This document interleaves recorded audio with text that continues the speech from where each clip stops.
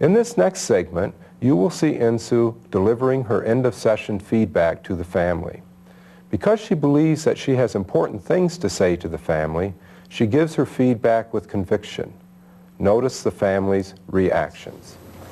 Amazing. Amazing. So I guess now that you're over the hump, what you need to do is stay over the hump, stay there. Right? Mm-hmm. The first thing you need to do is stay there. Right. And Stay focused. Stay focused. Mm-hmm. And then figure out what kind of little steps you need to take to move up, all the way up to 10. Right. And you sounds like you are on the way there. Mm-hmm. You had been on the way there for some time.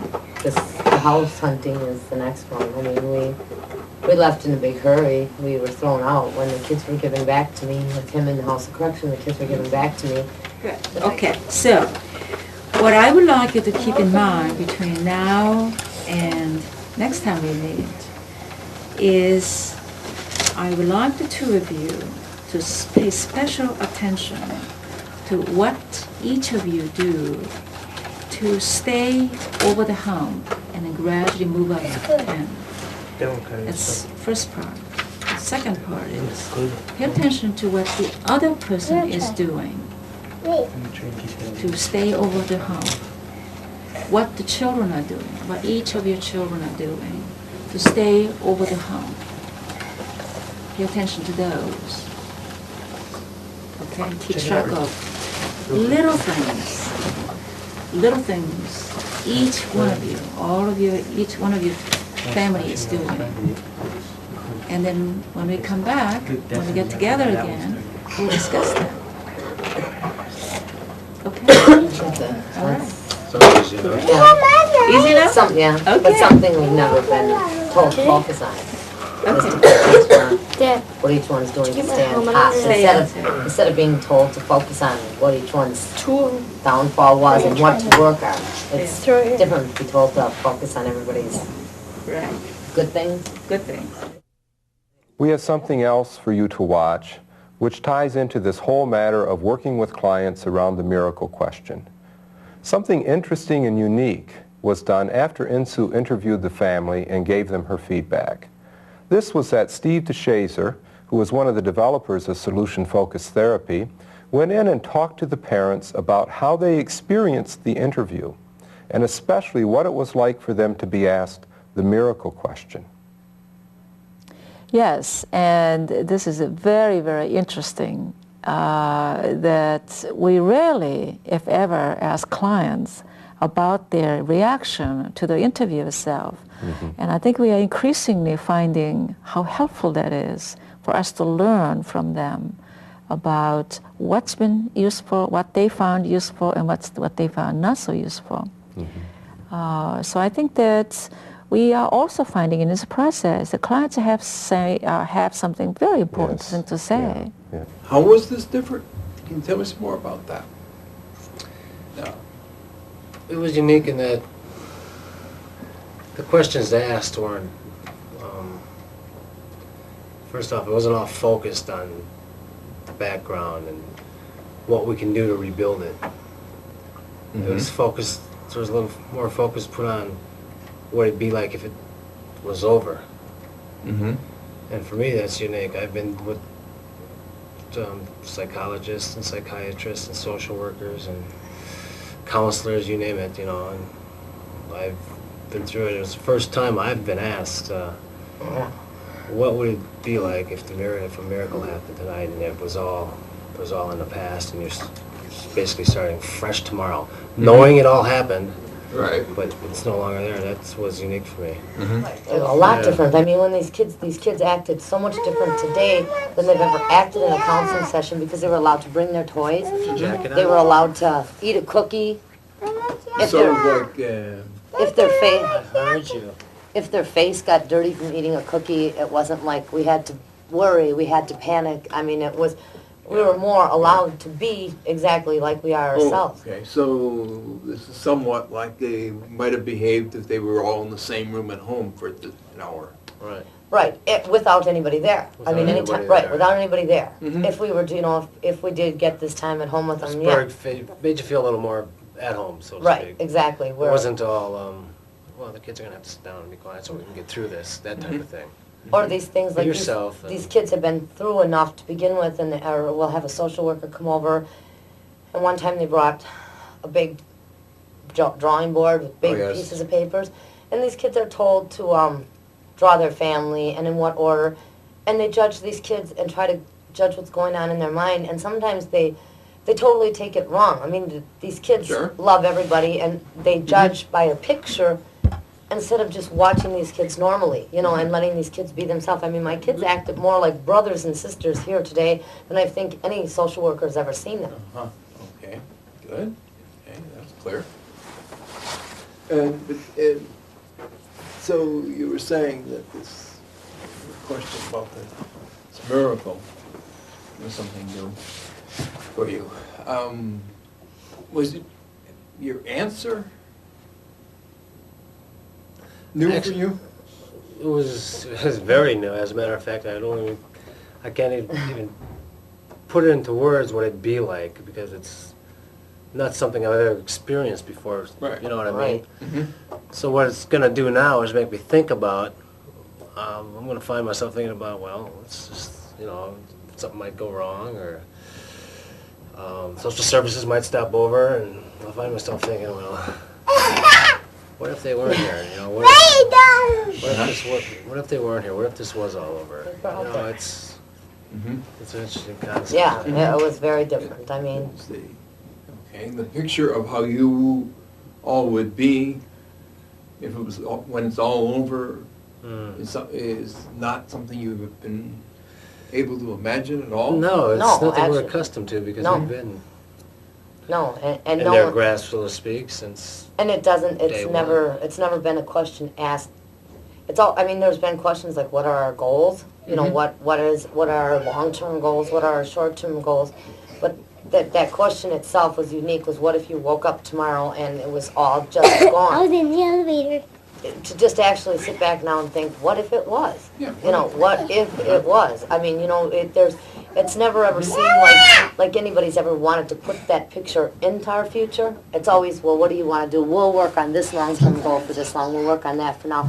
And now, just that question being asked today, it's a question where it's going to be in your head. Wow, what if this just completely really was over? You know, I mean, Mm-hmm. Okay, yeah. Was anything else that was different than you expected? From what the you approach, especially the approach with our kids. Now, I can tell you from Brian's always liked to be a clown when Yeah. it comes to telling what's going on. Brenda's always just right here because she's a baby. Tara will answer any questions asked to her. But these two right here in themselves were a miracle. Mhm. To have Mike and Ricky to come along and to even have Mike and Ricky answer a question, this woman who did the interviewing can consider herself real fortunate, because this one will go upstairs if a social worker goes upstairs and they push themselves on my kids. Sure. He don't want no part of it. He's not answering no questions. He's not doing nothing. He hates it. He wants nothing to do with it. He doesn't want to answer. And it's just the type of questions that are asked to these kids and the way they go about asking them, he'll have nothing to do with it. They have actually come down to threatening him where if you don't talk to us at home, we're coming to school, we're going to pull you out of your class. And he's gone and totally went, and instead of it helping our family, he's rebelled. Yeah. I'll leave school. If they come in my school, I'm never going back to school again. They'll embarrass me. He just goes the opposite to where just to see these two willing to take part in it today and willing to even answer, whether he sat with his headphones on and had to be told to take them off, just the fact that they were involved and willing to sit in with the family was a miracle in itself.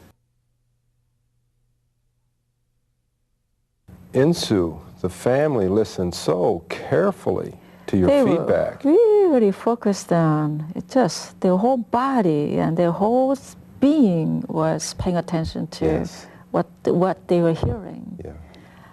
And so I think that it was important to give them some things that would be useful for them to pay attention to rather than going on and on about the problems. That's right. They know what the problem is. Yeah. It would have been very easy, though, to get into the problems. This is what the literature calls a multi-problem family. Yes, it does. They've had Yes. Years and years of services. Right. And I think that if you look at this, what they call multi-problem families, actually they turn out to be multi-resource families. And we don't think about that as that. Right. And we tend to assess the problems rather than assessing how much ability they had to put up with so much. Yeah.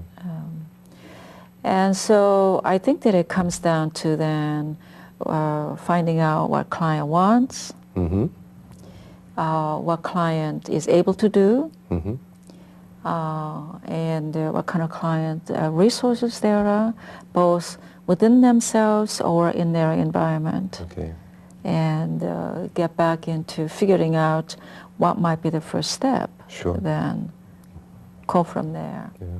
The second session took place 5 months after the first session. Okay.